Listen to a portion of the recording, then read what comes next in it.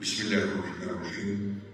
Elhamdülillahi Rabbil alemin. Esselatu vesselamu ala eşrafil enbiya'i vel murselin. Seyyidina ve nebiyyina ve habibina Muhammed ve ala alihi ve ashabihi ecma'in. Ama ba'du, esselamu aleyküm ve rahmetullahi ve berekatuhu. Kurban tutanlar, bugünkü bizden sağlığımız inşallah Furqan Suresi'nin 1. ayetinin tegribinde olacak.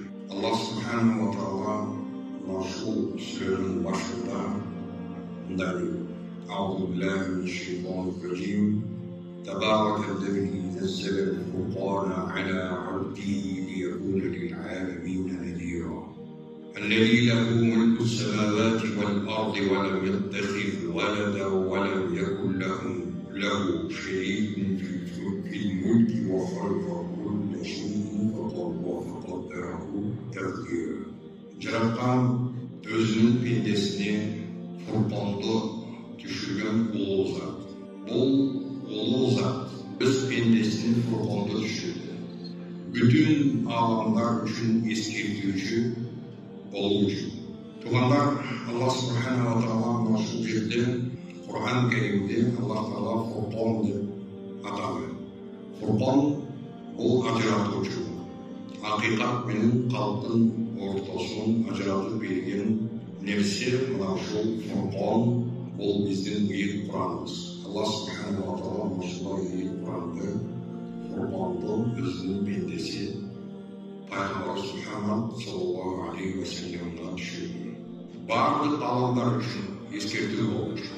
La ilahe illallah Muhammed Resulullah деген әрбір мұсылман пенде жаратқан құдіретті Аллах Тағаланың Құран китебіне наушыл Фурқанға мұқтаждығы аябай күшті, мұқтаждығы аябай болу.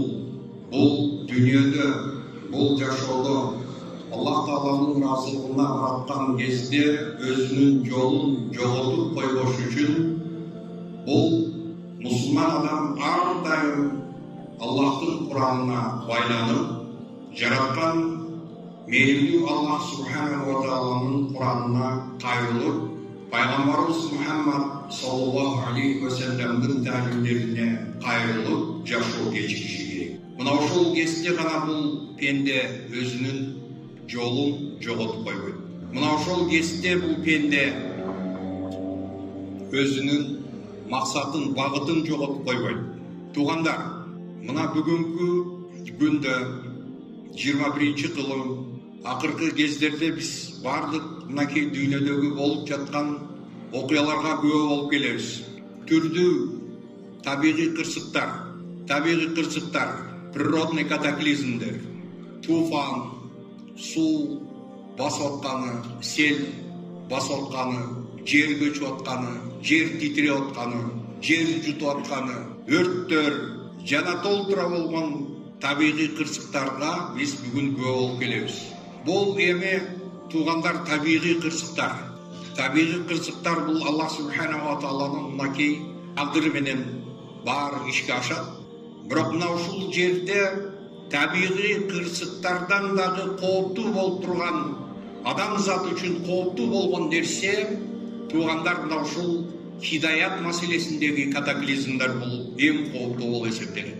Аллах Субхану ва Тағаланың Фурқан жаратқан құдіретті Аллах Тағаланың ақиқат китебінен, хидаятынан алыстаған инсандар өздері білбеген авалда ақиқаттан алысташып кетішеді.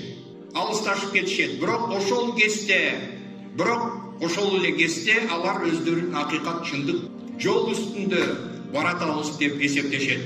Бұл нәрсе, урматтуу бир туғандар, біздің шариатыбызда залал, адашу деп аталады. Пенде билбеген абалда адашат. Ошондуктан мына ушул дүйнөдөгү эң кооптуу, эң чоң проблема, урматтуу бир туғандар, бул караңгылык деп айтабыз. Мракобесие, невежество, билимсиздик мына ушул эң чоң кооптуу проблема деп биз билишибиз керек. Пайгамбарыбыз Мухаммад саллаллаху алейхи ва саллям ар бир мусулман пендеге аял жана эркекке илимди талап кылуу парз экендигин бекеринен бизге осуят кылып кеткен эмес. Мына акыркы кездеги урматтуу бир туугандар, мына ушул соц тармактарда аябай көбөйүп бараткан укмуш кооз исламдын аты менен сүйлөгөн адамдарды биз көрүп ошол нерсеге күбө болуп атабыз.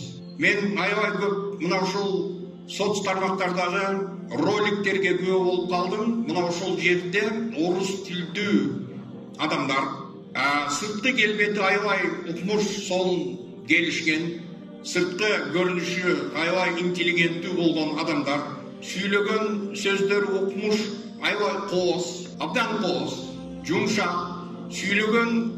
Мына ошол пайгамбарыбыз Мухаммад саллаллаху алейхи ва саллям айткандай: "Ва инна минал баяни ла сихран" деп бир сөзүндө бир айткан сөзү бар да, "Ва инна минал хикмати ва инна минаш ши'ри ла хикма" ырлардын мына ошол ичинде бир данышмандык болсо, адамдын сүйлөгөн сөзүндө бир сыйкыр бар дейт. Мына ошол адамдардын сүйлөгөн сөзү бул сыйкыр менен азгырып, укмуш кооз сүйлөп адамдарды адашуу жолуна тартып кетип аткандыгына мынакей бүгүн биз күбө болуп турабыз. Урматтуу бир туугандар, бул дагы болсо биздин накта болгон мына ушул таза ислам динибизге каршы иблис тарабынан каратылган душмандык деп биз билишибиз керек. Иблистин аскерлери, иблистин артынан ээрчиген анын кызматкерлери, жин жана инстен турган анын кызматкерлери, урматтуу бир туугандар, түнү күнү иштеп жатышат мына ушул багытта. Кур'ан Каримдин ичиндеги келген мына ушул акыйкатты жокко чыгарып атышат. Пайгамбарыбыз Мухаммад саллаллаху алейхи ва саллям алып келген талимдеринин маңызын алар жокко чыгарып атышат.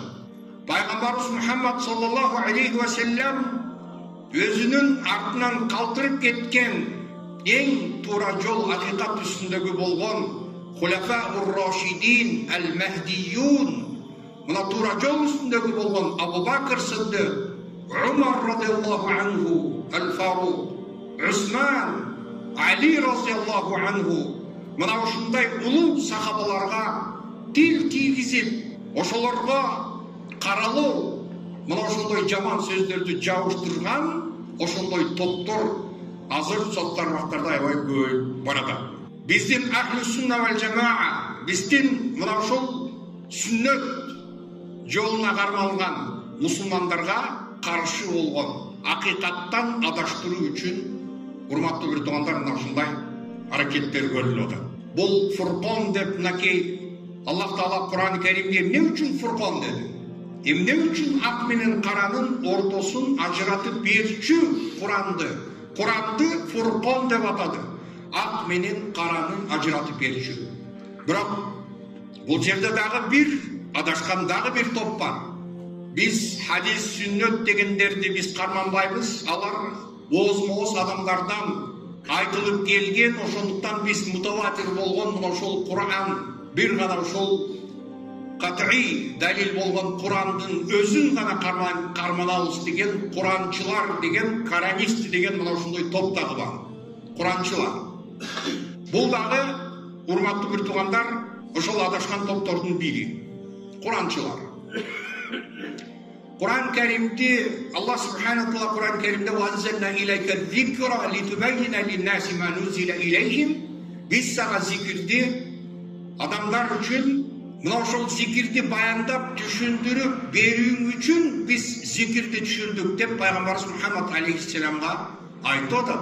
Биз Расулуллах саллаллаху алейхи ва саллям түшүндүрүп айтып баяндап берген, мына ошол аркылуу биз Кудайдын сөзүн, Аллахтын берген бизге берген акыйкатын биз пайгамбар аркылуу гана биз жетебиз. Мына ошондой акыйкатта. Бирок мына ошол Фуркондон ак менен караны ажыратып берүүчү болгон ушундай касиетке ээ болгон Курандан, ушул акыйкаттан биз алыстап, Куранды биз таштап, Куранды биз гарип кылып таштап кеткенден кийин урматтуу бир туугандар, мына бүтүн ааламдагы балелер жана кырсыктар мусулмандардын башына кабылып түшө берет.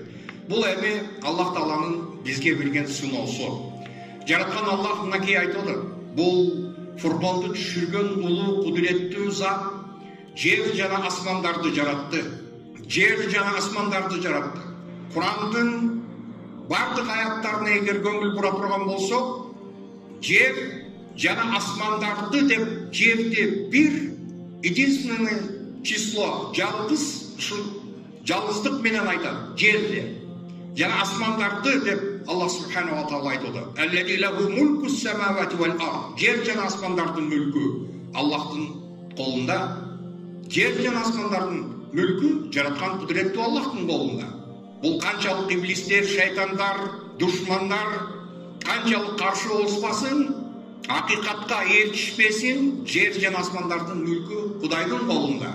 Жер жалгыз болгону бул туугандар биздин мына ушул азыр жашап аткан мына ушул галактикабызда адамзат үчүн эң ыңгайлуу болгон планета мына ушул жер шары. Аны миллиондоп азыр башка планеталарды изилдеп, дагы жер адамзат жашаш үчүн ыңгайлуу болгон жердин деңиздери изилденбей жатат али ушул күнгө чейин. Жердин дагы канча деген булуң бурчтары изилденбей жатат. Валам яттахиф валадан. Бул кудуреттүү жер жана асмандардын мүлкү анын колунда болгон улуу кудуреттүү зат бул өзүнө бала алган жок, бала туткан жок. Балага эч кандай муктаждыгы жок. Ихлас сүрөсүндө биз окуйбуз. Валам якуллаху лам ялид валам юлад. Аллах өзү төрөлгөн эмес жана төрөткөн эмес. Бала туткан эмес өзүнө. Кудайдын, Аллахтын баласы жок. Андай муктаждык бир гана кемчилиги бар, муктаждыгы бар болгон пенденин үлүшү. Мына ошондой балага муктаждык болот. Пенде мына ушул бала көрбөсө, перзенти болбосо, кандай бактысыз болуп ушул дүйнөдө кандай тагдырга кабылат.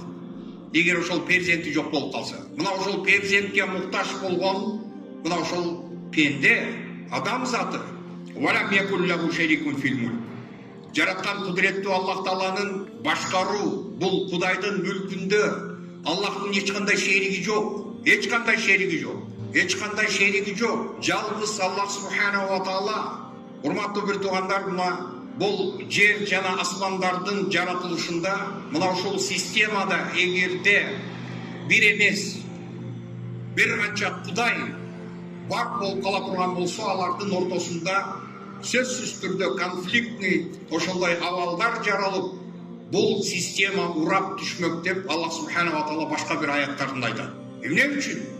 Болушу мүмкүн эмес. Биз айтабызбы, эки кочкордун башы бир казанда кайнабайт.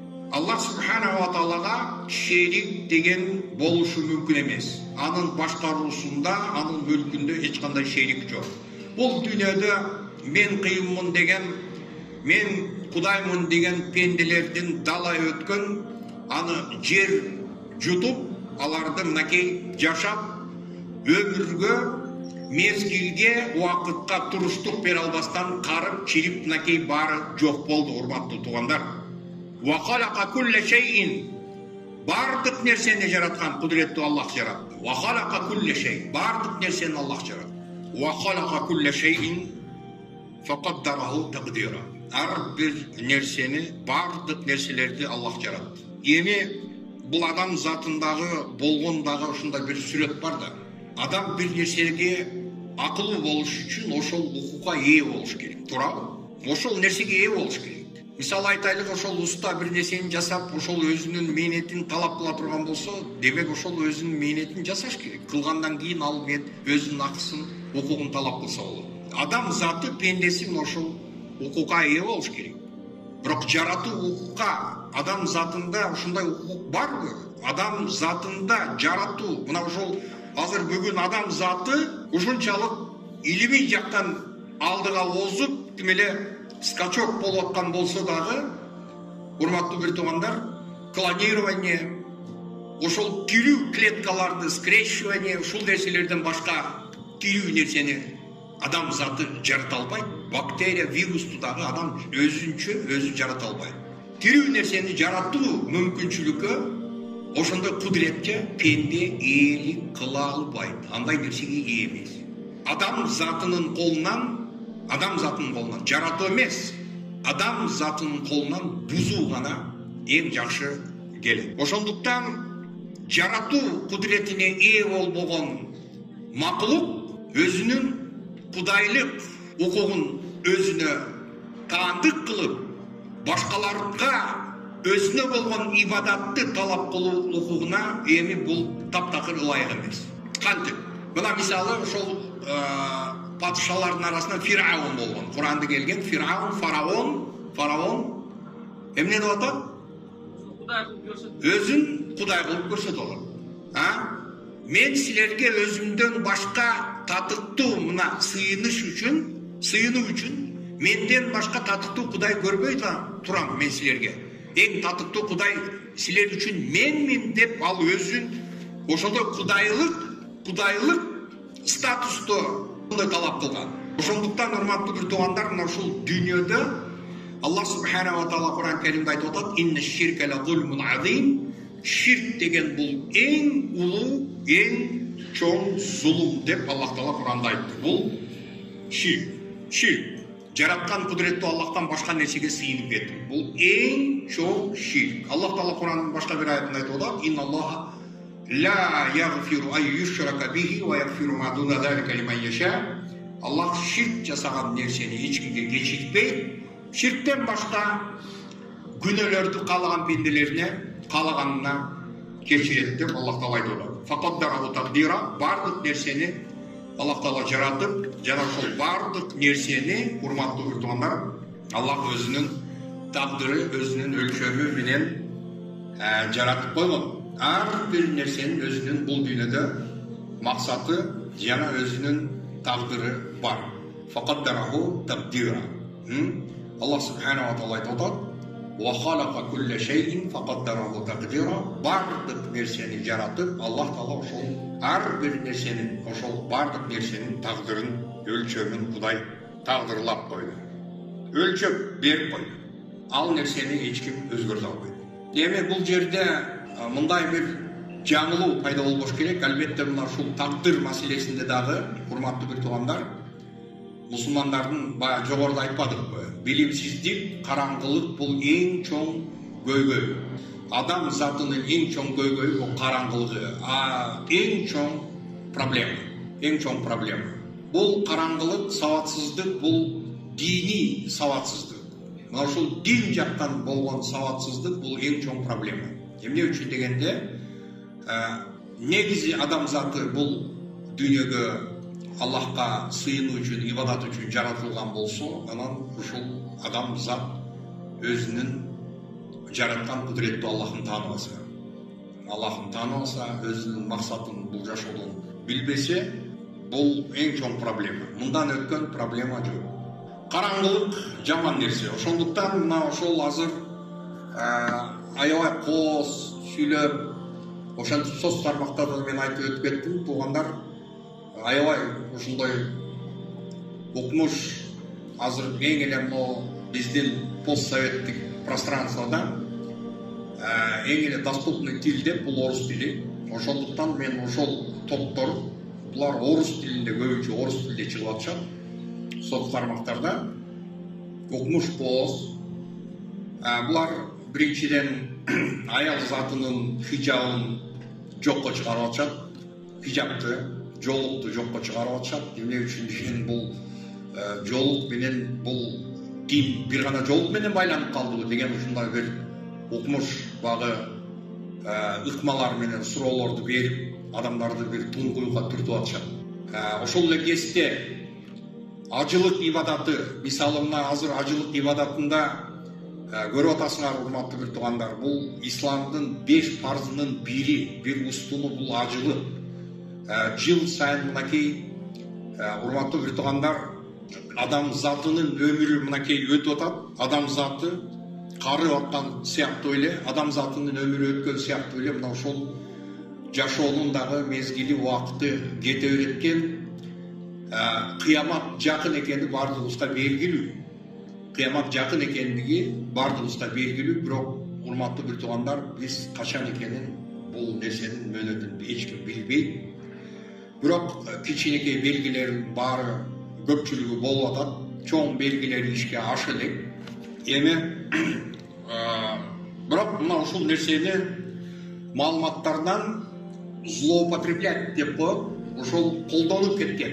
Мусулмандарга айрыкча сабатсыз, дини сабаты жок болгон мына ушул жөнөкөй карапайым калктын аң сезимин ушундай буруп кеткени, мына ошондой топтор аябай чоң акча каражаттарын дагы жумшалып атканы бул белгилүү, өздөрүнүн күчүн жумшап атканы дагы белгилүү. Урматтуу туугандар, баягы айтмакчы иблис не древний.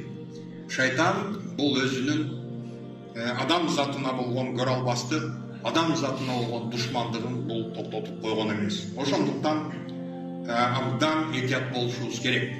Андан этият болушубуз керек. Эми дагы мындай бир маселе турат, туугандар.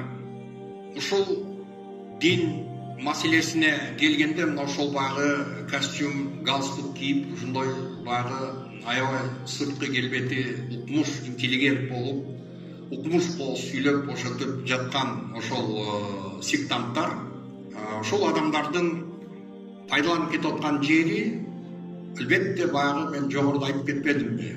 Укмуш кооз сөз менен, кооз тил менен, ошондой баягы ыкмалары менен булар ушул адамдарды тартып атат да өзүнөчү. Мисалы ошол роликтердин астында мен кирип комментарийлерине кирип адамдардын реакцияларына мындай көңүл буруп көрдүм. Ошол жерде 95% же 98% десек адашпаймын, бардыгы ошолор менен солидарен болуп атат. Макул болуп атат дагы, аларды мактап, машалла деп, мынакей кандай акылдуу адамдар, мынакей сонун болуп турбайбы, мынакей динди ушинтип жеткизсе деле укмуш турбайбы, кандай сонун, кандай кооз дешимчи. Ошентип адамдар комментарий калтырып атат. Адамдардын реакциясы ушундай болот. Адамдардын бизде баягы ушул орустарда бир айткан бир сөз бар, внешность обманчива деп коет. Сыртқы көрүнүш бул мындай жалган болушу мүмкүн. Баягы сырты жалтырак, ичи калтырак деп коет го бизде. Же болбосо дагы не все золото, что блестит дейт. Баягы жалтыраган нерсенин баары алтын эмес деген мына ушул акыйкат. Биз ушул нерсени унутуп калып атабыз да.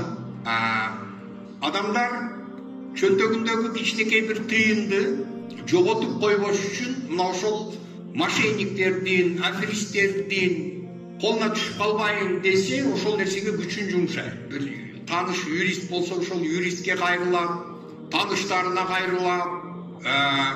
Кандай нерсе болбосун, өзүнүн материалдык ошол баалуулугу менен байланган нерселер үчүн бул инсан сөзсүз түрдө ошол кеңешип бир иш туткусу келет. Ошондой бир адис болсо экен, ушундай бир специалист болсо ошого кайрылсам деп ошол нерсеге күчүн жумшайт да. Дин жаатына келгенде ошончолук бизде ошончолук внимание жок да. Баягы укмуш, кооз жалтырап турса, ошол нерсеге биз ээрчип кетип атканыбыз бул абдан кооптуу нерсе. Абдан кооптуу нерсе. Эмне үчүн дегенде, урматтуу бир туугандар, иблистин Куранда келген дайыма ушул эң биринчи, эң алгачкы иблистин тактикасы тазинул батыл деп айтып келебиз. Бул калпты кооздоп, тартуулап берүү. Тазинул батыл деп коет. Иблисти мынакей сүйлөгөн сөзүн Аллах субханаху ва таала Бакара сүрөсүндө айтып атат. Ла узаййинанна лахум фил ард. Ла узаййинанна лахум фил арди. Ва ла ухуяннахум ажмаин илля ибадака минхум ал-мухласин. Таакид менен лам тамгасы ушул жерде таакид тамгасы деп айтылат. Узаййинанна деп артында келген нун таштид менен келген таакид деп коет. Бул двойной н менен келиши, бул таакид деген. Бул дегенди сөзсүз түрдө сенин пенделериңди деп Аллахка карата туруп иблис ушинтип сүйлөп атат. Сенин пенделериңди мен азгырамын, адаштырамын. Мен аларга бул жер бетинде бардык нерсени мен кооздоп тартуулаймын дейт. Калпты, адашуу, залалатты эң кооз сүрөттө тартуулайм деп. Бизде мына ошол көпчүлүктүн ушундай бир ошо психологияга биз көңүл бурбасак дагы, бирок ошол нерсе биздеги бар нерсе, адамдардын табияты, адамдардын природасы экен. Принцип стадности деген нерсе бар да.